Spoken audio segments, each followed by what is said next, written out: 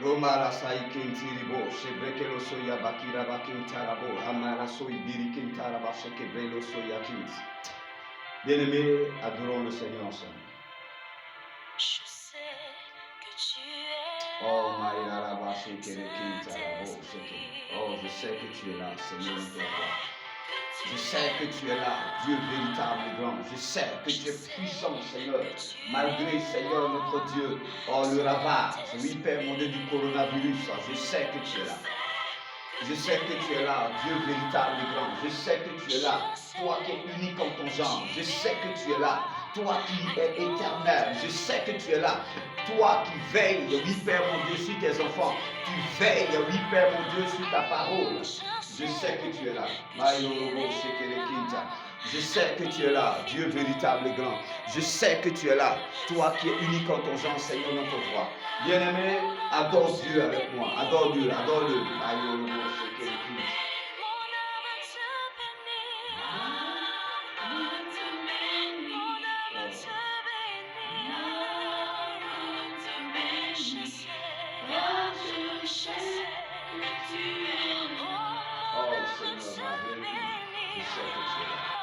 Je sais que tu es là, Seigneur.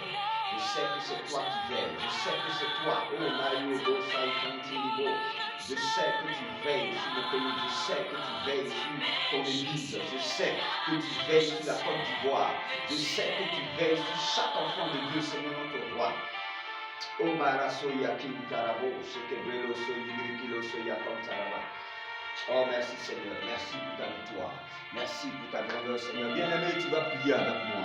Tu vas dire au Seigneur que tu sais qu'il est là. Tu sais qu'il est là, malgré tout ce qui se passe. Tu sais qu'il est là, malgré tout ce qui arrive. Malgré le vent, que tu sais qu'il est là, qu'il est le véritable. Il est celui qui prend soin de nous. Tu sais qu'il est là. Oh, Mario, pour la Bible dit, je sais que tu es là, Seigneur. Oh, mon âme te bénit, Seigneur. Je sais que tu es là, agneau de Dieu. Je sais que tu es là. Je sais que tu veilles sur chacun. Je sais que tu fais droit à tes enfants. Je sais, éternel Dieu sacré des Hébreux. C'est pourquoi je vais bénir ton Saint-Nom. Je sais que tu es là. Oh, Marasaïkin Tarabo. Merci, Seigneur, notre roi. Alors, bien-aimé, unis-toi en prière avec moi. Dis-lui que ton âme le bénit. Malgré la situation, ton âme le bénit. Malgré le Père, mon Dieu, c'est que l'ennemi a mis sur pied, ton âme le bénit. Oh Seigneur, merci pour ta victoire. Merci pour ta grandeur.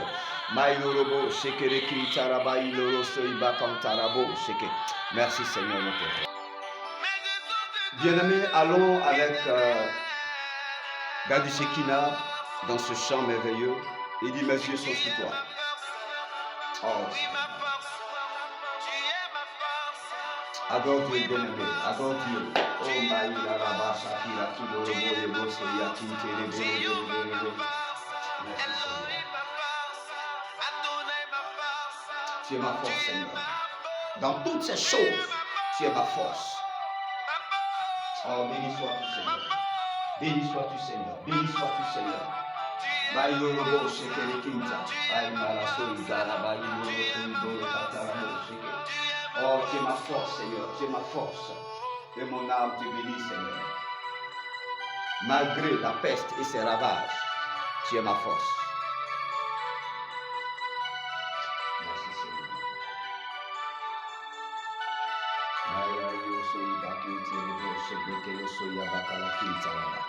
Oh, merci, Seigneur. Merci pour ta victoire. Merci pour ta victoire. Mon âme te bénit, Seigneur. Oh, tu es ma force, Seigneur, notre Dieu. Tu es ma force. Oh, c'est sur toi que mes yeux sont. Oui, lorsqu'on parle de coronavirus, les gens sont en train de fuir. Lorsqu'on parle des sorciers du village, sur cela, mes yeux sont sur toi. Oh, tu es ma force, Seigneur. Gloire à toi. Baïla la soya kinterebo, sebrekelo soya baka. Tu es ma force, Seigneur. Oh, Marie, tu es ma force, Seigneur. Tu es ma force. Tu es ma force. Je dis que tu es ma force. Dans l'adversité, tu es ma force. C'est toi qui défends ma cause. C'est toi qui combats pour moi, Seigneur. Tu es ma force.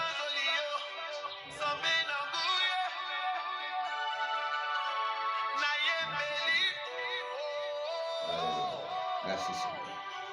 Bien-aimé, que le Seigneur te bénisse et que la faveur de Dieu soit sur ta vie au nom de Jésus. Merci Seigneur. Shalom, shalom. Que le Seigneur vous bénisse. Que la grâce de Dieu soit sur vos vies. Je suis l'évangéliste Paul-Élie Becrou, leader de la MIPEVI, la mission internationale de la parole, esprit et vie. Bien-aimés, à l'occasion de ces confinements généraux où les églises sont fermées, le Seigneur me fait la grâce en ce jour de parler un peu de sa part. Ce message est adressé aux enfants de Dieu qui n'ont plus l'occasion d'aller dans les églises et qui s'abandonnent un peu, n'est-ce pas, à des directs ça et là. Je voudrais prêcher la parole de Dieu. Je voudrais emmener le cœur de quelqu'un à Jésus-Christ de Nazareth, le Dieu qui combat pour nous, le Dieu qui veille sur nous, le Dieu qui prend notre cause. Amen. Bien-aimés, donc, nous sommes ici à la MIPEVI, au temple, le sanctuaire de la grâce. On se trouve à Tafiré. On est dans le quartier Canada, en face de l'ancienne mairie. Et je voudrais donc, tous ceux qui regarderont cette vidéo, voient la grâce et la faveur de Dieu qui est disposée pour eux. Le Seigneur ne demande qu'une seule chose, bien-aimé. C'est que tu t'attaches à lui. C'est que d'abord que tu le reconnaisses comme Seigneur et Sauveur et que tu t'attaches à lui parce que sa grâce est disponible. Bien-aimé, donc, pour aller dans la parole de Dieu, nous allons lire Nombre, chapitre 21, le verset 1 au verset 9. Nombre 21, à partir du verset 1 jusqu'au verset 9. Je lis la parole de Dieu. Le roi d'Arad, cananéen, qui habitait le Midi, apprit qu'Israël venait par le chemin d'Atarim. Il combattit Israël et emmena des prisonniers. Alors Israël fit un vœu à l'Éternel et dit, si tu livres ce peuple entre mes mains, je dévouerai ces villes par interdit. Et sur verset 3, l'Éternel entendit la voix d'Israël et livra les Cananéens. On les dévoua par interdit, eux et leurs villes, et l'on nomma ce lieu Horma. Il partit de la montagne de Hor par le chemin de la mer Rouge pour contourner le pays d'Édom. Le peuple s'impatienta en route. Verset 5. Et parla contre Moïse et contre Dieu et contre Moïse. Pourquoi nous avez-vous fait monter hors d'Égypte pour que nous mourions dans le désert? Car il n'y a point de pain, il n'y a point d'eau, et notre âme est dégoûtée de cette misérable nourriture. Alors l'Éternel envoya contre le peuple des serpents brûlants. Il mordit le peuple et il mourut beaucoup de gens en Israël. Le peuple vint à Moïse et dit, nous avons péché, car nous avons parlé contre l'Éternel et contre toi. Prie l'Éternel afin qu'il éloigne de nous ces serpents. Moïse pria pour le peuple. Verset 8. L'Éternel dit à Moïse, fais-toi un serpent brûlant et place-le sur une perche. Quiconque aura été mordu et le regardera conservera la vie. Moïse fit un serpent d'airain et le plaça sur une perche. Et quiconque avait été mordu par un serpent et regardait le serpent d'airain conservait la vie. Amen. Bien-aimés, nous sommes dans une histoire extraordinaire. Moïse, serviteur de l'Éternel, a été choisi par Dieu pour aller libérer son peuple qui était en esclavage en Égypte pendant près de 430 ans. Et nous savons que lorsqu'il y a eu la famine, Joseph a été vendu par ses frères Et il s'est retrouvé en Égypte. Et de l'Égypte, de là, dans la maison de Potiphar d'abord, qu'il a acheté en tant qu'esclave. Et Potiphar, la femme de Potiphar s'est levée contre lui, donc il s'est retrouvé en prison. De la prison, un serviteur du roi qui était enfermé, étant sorti, le roi a eu un songe que personne ne pouvait expliquer, alors que en prison, Joseph avait expliqué le songe. Donc, ce dernier-là, le panetier, pardon, pas le panetier, celui qui servait le vin, les chansons du roi, est venu maintenant rechercher Joseph. Et Joseph a expliqué le songe, et Joseph a été établi comme gouverneur d'Égypte, donc premier ministre, pour parler dans leur langage aujourd'hui. Et en ce moment précis, il leur a dit de faire des réserves, parce qu'il allait avoir la famille sur 7 ans. 7 épis gras, 7 épis brûlés, 7 veaux gras, 7 veaux chétifs.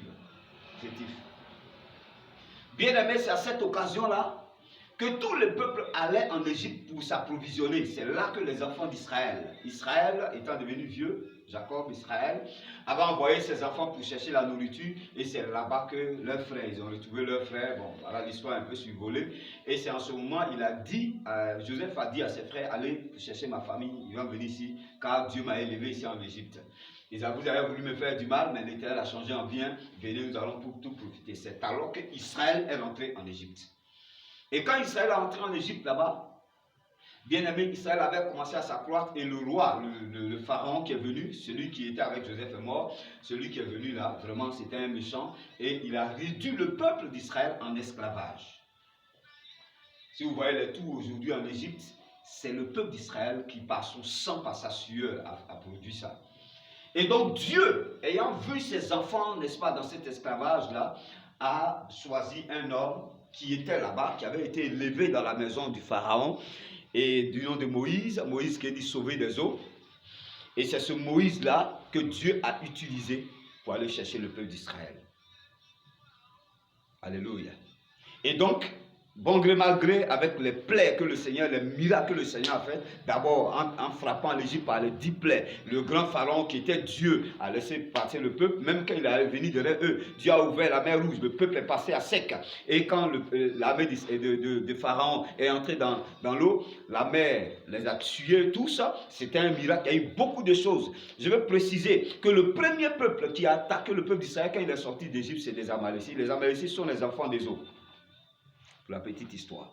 Alors bien aimé, nous sommes maintenant dans un cas de vie, dans un contexte où le peuple d'Israël est en train d'avancer. À un moment donné, ils ont commencé à se plaindre parce qu'ils n'avaient pas à manger, il n'y avait rien. Et Moïse a prié le Seigneur, et le Seigneur a fait tomber, n'est-ce pas, le pain du ciel, qu'on a appelé la manne. Mais la manne veut dire quoi? La manne veut dire c'est quoi ça? Quand les gens ont vu la nourriture, ils ont commencé à manger, ils disent mais c'est quoi ça? Mana, voilà, c'est ça qui est la manne. Ils ont mangé la manne, ils ont dit, bon, c'est toujours manne, il n'y a même pas de viande. Et Dieu a fait souffler le vent d'Orient sur la mer. Il a envoyé les cailles. Les cailles, moi j'ai mangé la caille, c'est les œufs de caille. Quand vous voyez, les gens disent ça fait pousser les cheveux, c'est vraiment bon. Et c'est la caille qu'ils ont mangé, un animal de soie, bien aimé. Mais malgré tout ça, le peuple d'Israël était encore, n'est-ce pas, dans l'invective, était encore dans les plaintes avec Dieu. Et dans le passage qui nous a été donné de lire, c'est là où ils sont arrivés et ils ont commencé à se plaindre. Alléluia. Ils ont commencé à se plaindre encore, ce même peuple. Lorsqu'ils ont combattu ce peuple-là, le roi Arad des Cananéens, qui habitait au midi, c'est-à-dire sur le sud d'Israël, a appris que Israël venait par le chemin d'Atarim, et ils se sont levés pour combattre. Ils ont amené des prisonniers. Et c'est en ce moment-là qu'Israël a prié le Seigneur. Ils ont dit à Dieu, ils ont fait un vœu au Seigneur. Ils ont dit à Dieu que si tu nous livres, on va voir interdire tout ce que ce peuple-là a. Ça veut dire quoi? Ça veut dire que si Dieu leur donnait la victoire sur ce peuple-là, ils allaient non seulement tuer tout ce qui est là, mais en tout cas, personne ne va prendre quelque chose. Alors, il n'y aura pas de butin de guerre. Le Seigneur a ce qu'ils ont fait. Dieu a entendu leur voix, n'est-ce pas? Et au verset 3, il livra les Cananéens et on les dévoie interdits et l'on nomma ce lieu Horma. Donc, Dieu qui a fait un miracle de ce genre, Dieu qui depuis la sortie d'Égypte, qui vous a gardé, qui a fait ces miracles, qui a fait toutes ces choses, le peuple d'Israël à continuer encore à parler contre Moïse et à parler contre Dieu. Et c'est là que je veux parler à quelqu'un. Bien-aimé, quand tu te plains d'un serviteur de Dieu, ce n'est pas du serviteur de Dieu que tu te plains, mais c'est de Dieu que tu te plains. Alors fais attention, vous qui êtes dans les églises, qui voyez toujours, qui avez des prismes pour voir les serviteurs de Dieu, voilà ce qu'il a fait, voilà ce qu'il est, voilà ceci, voilà cela. Bien-aimé, fais attention. Quand tu parles d'un serviteur de Dieu, quand tu parles contre un serviteur de Dieu, tu parles contre Dieu. Et voici, regardez, quand Samuel, le prophète Samuel était devenu vieux, et que ses enfants ne suivaient pas sa trace, le peuple s'est levé, ils ont dit à Samuel, ah, nous on sait que tu as été un bon prophète, tu as été un bon juge, c'était le dernier juge d'ailleurs, mais maintenant que tu t'en vas, il n'y a personne derrière toi. Tes enfants ne suivent pas tes traces. Alors nous voudrons que tu nous trouves un roi avant de partir. Parce qu'en réalité, c'est ses enfants qui devaient le succéder. Trouve-nous un roi. Et quand Samuel allait prier l'Éternel à Rama, la Bible lui a dit, et le Seigneur lui a dit, ce n'est pas toi qui rejettes, mais c'est moi. Bien-aimé, quand tu parles contre un serviteur de Dieu, fais attention. Parce que ce n'est pas contre le serviteur que tu parles, mais c'est contre Dieu. Dieu a dit, ce n'est pas toi qu'ils ont rejeté, c'est moi l'Éternel qu'ils ont rejeté. Ça, c'était pour la petite histoire. Alors, le peuple a commencé à parler contre Moïse et contre le Seigneur. Et Dieu étant fâché, Dieu a envoyé des serpents derrière. Ils étaient dans le désert. Vous connaissez les vipères des déserts là. Et ils ont commencé à les mordre. Et tout ce que, n'est-ce pas, le serpent mordait, il mourait. Et voilà encore le désarroi. Et voilà encore ce peuple-là qui s'est retrouvé, qui ont commencé à demander pardon à Dieu. Ah Seigneur, pardonne-nous, on a péché contre toi. Aie compassion de nos vies. Et Moïse a encore prié l'Éternel. Le pauvre Moïse, contre qui ils ont parlé, contre qui ils se sont levés, qu'ils ont voulu frapper, bien aimé. Et Moïse s'est levé. C'est pour ça, quel que soit ce que tu as fait un homme de Dieu, l'homme de Dieu, il a reçu le ministère de la réconciliation. Te réconcilier avec Dieu. L'homme de Dieu, il est obligé de prier pour toi. C'est pour cette raison, quand tu te lèves contre un homme de Dieu, tu te mets dans une très mauvaise posture, bien-aimé.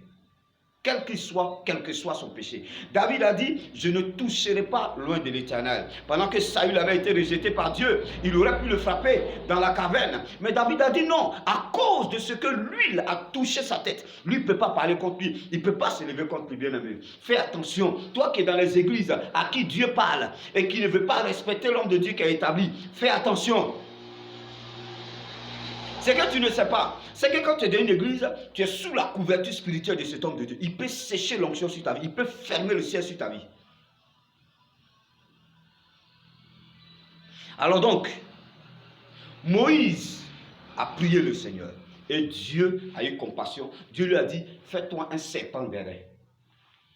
Tous ceux qui vont regarder ce serpent d'airain, n'est-ce pas, recouvriront, n'est-ce pas, la guérison. C'est ce que Moïse a fait. Et Moïse a donné l'information. Bien-aimé, c'est quoi le serpent d'airain? Alors que la Bible dit que c'est le signe des choses à venir. Le serpent d'airain ici était la croix sur laquelle Jésus devait monter pour ta bénédiction, sur laquelle Jésus devait monter pour ton salut.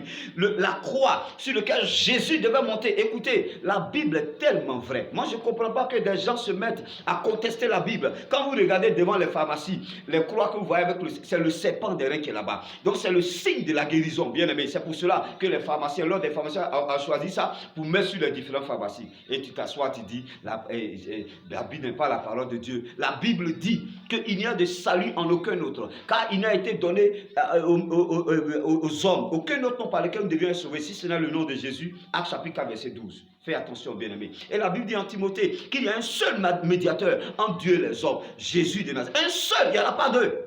Arrêtez de vous blaguer, bien-aimé. Le serpent d'airain ici, c'est Jésus à la croix.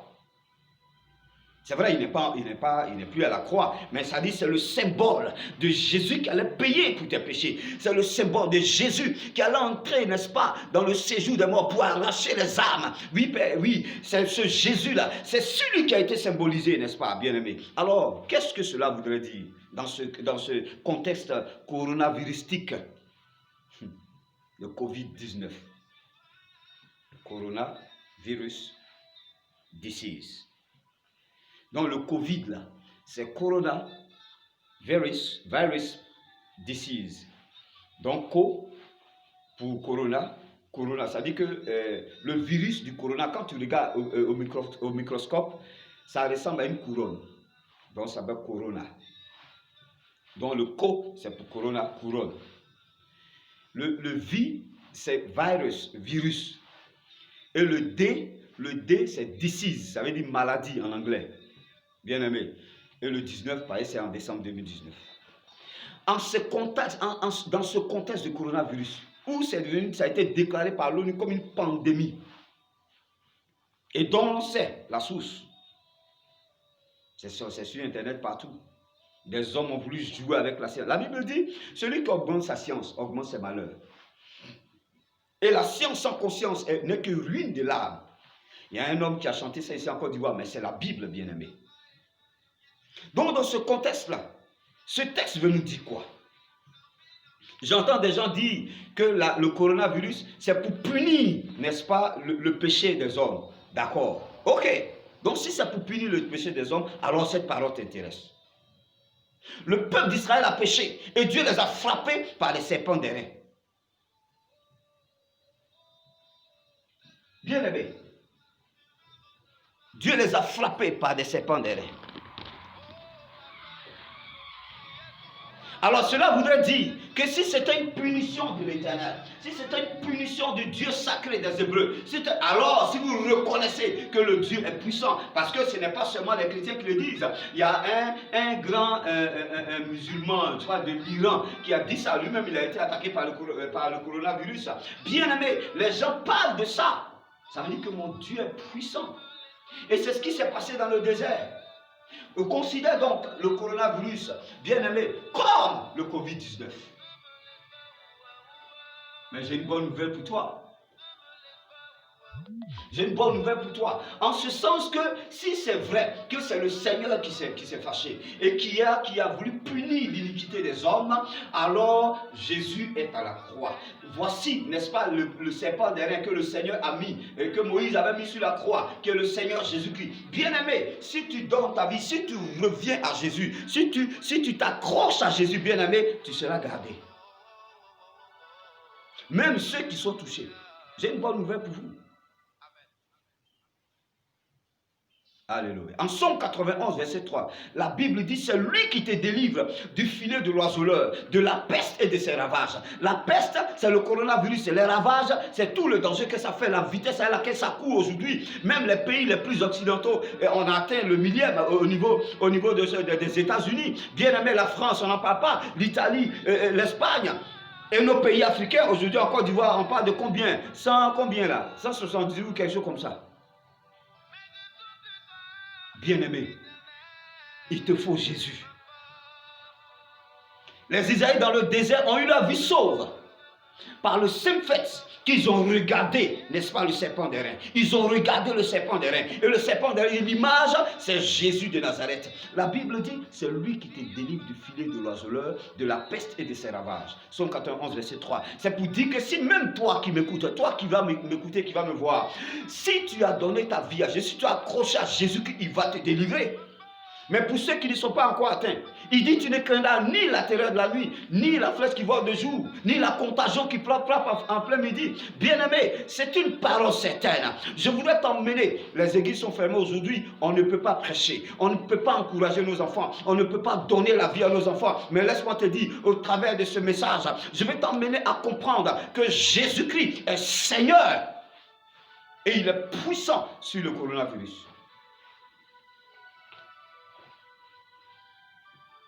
Prions le Seigneur bien-aimé. Si tant est que cette maladie est venue du Seigneur, prions le Seigneur pour qu'il nous en donne la réponse. Je vais vous donner deux exemples. Le premier exemple, lorsque Dieu a frappé le peuple d'Égypte par des sauterelles, la Bible dit qu'il a fait souffler le vent de l'Orient et les sauterelles ont envahi l'Égypte. Lorsque Pharaon a dit, bon, appelez Moïse, dites-lui que je suis d'accord avec son Dieu, je vais le laisser partir. Mais il n'a qu'à demander à son Dieu de retirer. Moïse a fait quoi? Moïse allait prier. Homme de Dieu, va prier, arrête de te répandre dans les réseaux sociaux. Va prier le Seigneur, que Dieu nous donne une réponse. J'ai lu le poste de, comment il s'appelle? Un chante là, dans le cas de la mort de la femme du général Makosso, il a dit, où sont les dons de guérison? Où sont les révélations? Où sont les gens qui se parlent? Où ça est? Où ça est? Les gens ne prient pas, vous ne priez pas. Prions le Seigneur. Dieu va nous donner une solution à ce coronavirus. C'est ça le serpent des reins. Donc quand Moïse a prié, Dieu lui a dit, je vais souffler, il a fait souffler le vent de l'Occident qui va balayer. La Bible dit que quand Moïse a dit ça et Moïse a levé le bâton, Dieu a fait souffler le vent de l'Occident. Il n'y a même pas une seule sauterelle en Égypte. Bien aimé, le deuxième cas, c'est ce que nous sommes en train de voir. Si tant est que c'est Dieu qui a envoyé le coronavirus, si tant est que c'est Dieu, n'est-ce pas, qui a envoyé le serpent des reins, lorsque Moïse a prié, la Bible dit quoi? Dieu lui a dit, fais ce serpent des reins, tous ceux qui vont le seront guéris. Pourquoi jusque-là on n'a pas de solution? On attend la science, on parle de chloroquine. Pendant qu'on dit encore, oui, en France, il y a la chloroquine qui tue les gens. Bien aimé, prions le Seigneur. Si ça vient de Dieu, Dieu va envoyer la solution. C'est pour cela, attache-toi à Jésus. Il est tout pour moi. Tu as raison de dire Shekina. Il est tout pour moi. Jésus est tout pour nous. Il n'y a pas de situation, il n'y a pas de secte, il n'y a pas d'occasion que Jésus ne peut pas gérer. Bien aimé, le coronavirus, Jésus peut gérer ça. Bien, toi qui m'écoutes, que tu es en train de jouer parce que les églises sont fermées, les pasteurs ne prêchent plus, donc tu es devenu païen. Ressaisis-toi et attache-toi à Jésus. C'est un vent. Et le vent emporte ceux qui ne sont pas accrochés. Si tu t'accroches à un arbre, l'arbre sera arraché. Mais accroche-toi au roc qui est Jésus de Nazareth. La bonne nouvelle, c'est que quand nous prions le Seigneur, Dieu révèle. Arrête de t'épouvanter. On est en train de fuir Abidjan pour aller à l'intérieur du pays. Mais qui t'a dit coronavirus? Si ça a pu quitter la Chine pour aller aux États-Unis, ce n'est pas ton village où ça va pas arriver. Attache-toi à Jésus. Prions le Seigneur. Homme de Dieu, je vous interpelle. Prions le Seigneur. Faisons comme Moïse. Le peuple se plaint. Le peuple cherche. Les leaders, on est où? Prions le Seigneur, que Dieu nous parle. Que cela vienne des hommes ou pas, que cela vienne de l'Éternel ou pas. Prions le Seigneur pour que Dieu nous parle. Amenons nos enfants spirituels à s'attacher à Jésus, à saisir l'occasion pour entrer en profondeur avec Dieu. Et je vais dire à toi qui m'écoutes, qui est de la mi-vie, c'est l'occasion d'entrer en profondeur avec Dieu. C'est l'occasion d'entrer en profondeur avec Dieu. C'est l'occasion de t'attacher au Seigneur. C'est l'occasion de faire du Seigneur ton ami, de faire de lui ta haute retraite. Il est ta force. Oh, arrêtons de courir ça et là. Oui, c'est vrai. Les gestes barrières, il faut le faire. Parce que la loi est accomplie. Nous sommes dans un état. Et ce que le président de la République dit, ce que le ministre dit, c'est que toutes ces personnes disent, bien aimés, nous sommes obligés de le faire. Faisons-le pour nous garder. Mais prions le Seigneur pour que Dieu se révèle. Et il peut envoyer le vent de l'Occident pour balayer le Covid-19 de notre vie. Alléluia. Quelqu'un m'entend? Arrêtons. Ce n'est pas l'occasion de se disperser. Ce n'est pas l'occasion pour les hommes de Dieu de dire tel est homme de Dieu, tel n'est pas homme de Dieu, c'est rentré, c'est sorti ici. Bien aimé, à qui profite cette guerre? À qui? Alors que nous sommes un pays où, normalement, les serviteurs de l'onction qui est dans ce pays, on pourrait prier pour fermer nos frontières spirituellement. Et rien ne pouvait arriver dans notre pays. Le peuple d'Israël a commencé à se plaindre, mais il y avait un leader. Est-ce qu'il y a un leader dans ce pays? Un leader qui a emmené, n'est-ce pas, qui est parti plaider pour le peuple, malgré le fait qu'il reconnaît que le peuple a péché, et le peuple a reconnu qu'il a péché. Bien aimé, si Dieu a envoyé le coronavirus pour que toi, tu puisses, à cause de ton péché, alors répands-toi, arrête. Dans le monde partout aujourd'hui, on prend le péché comme un droit. Et c'est des choses qu'on doit défendre. Des hommes qui se marient à des hommes, des femmes qui se marient. Et la dernière fois, j'ai vu sur Internet un pasteur qui se marie à un autre pasteur. Et attention, l'abomination de la désolation. Mais c'est normal que Dieu frappe. Répands-toi au lieu de fuir. Tu es un homme de Dieu. C'est toi qui es le fils du ministère. Tu couches par ça, par là. C'est sous quelle couverture tu travailles, bien-aimé? Le péché abonde. Aujourd'hui, on dit la femme est l'égale de l'homme dans le foyer. Qui vous a dit ça? Celui qui a institué, n'est-ce pas, le mariage. Il a dit que l'homme est le chef de la famille. Tout ça, c'est des choses qui énervent Dieu. Mais c'est normal que le coronavirus arrive. Si vous avez pris ça pour vous enrichir, bien-aimé, je vais te dire, il faut te repentir. Cherche Jésus. Attache-toi à Dieu. Attache-toi à Dieu par Jésus de Nazareth. Et tu vas connaître le salut. Tu vas connaître sa main. Il dit, tu n'es que ni l'éternel d'année. Mais tu ne connais pas tout ça. 1000 tombent à tes côtés, 10 000 à ta droite, tu ne seras pas atteint. De quoi est-ce qu'on parle? Bien-aimé, c'est l'occasion de rentrer en jeûne. C'est l'occasion de se sanctifier. C'est l'occasion de se donner corps, âme et esprit à Jésus-Christ, de l'aimer de tout son cœur, de toute son âme et toute sa force, bien-aimé. C'est l'occasion. Je vais t'appeler à la consécration. À la consécration. Si c'est Dieu qui a envoyé le coronavirus, alors il a la solution. Retournons-nous vers Dieu. Peuple, retournons-nous vers Dieu. J'ai été content quand j'ai vu sur Internet des médecins américains qui étaient en train, n'est-ce pas, à genoux, en train de prier pour invoquer Jésus-Christ avant d'aller soigner les gens. C'est Jésus, c'est lui qui garde, c'est lui qui protège. Il dit, je te protège, je te soutiens de ma droite triomphante. Je ne te délaisserai pas, je ne t'abandonnerai pas. Bien-aimé, c'était le message du Seigneur pour toi. Arrête de te plaindre, répands-toi et attache-toi à Dieu et tu verras la gloire de Dieu. Alors bien-aimé, tu vas te lever avec moi. Tu vas te mettre à genoux.